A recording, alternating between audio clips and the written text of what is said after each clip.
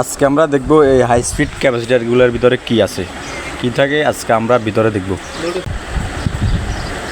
প্রথমত এর ওঁসের কাভারটা খুলে নিচ্ছি, তারপর ভিতরে ফাটটা খুলব,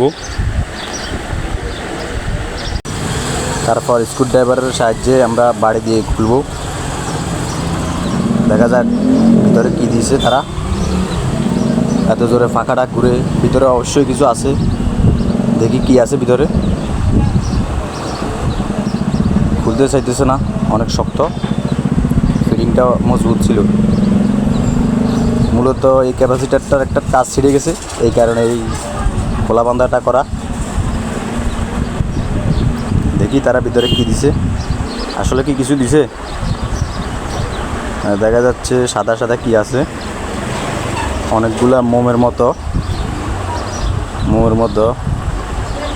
বেশখানি মোমের মতো ভিতরে কিছু আছে আরও। মূলত ক্যাপাসিটারটা হচ্ছে এটাই, আর বাকি যেটা ওইটা একটা মোমের মতো কি দিয়ে ভরাট করে দিয়েছে।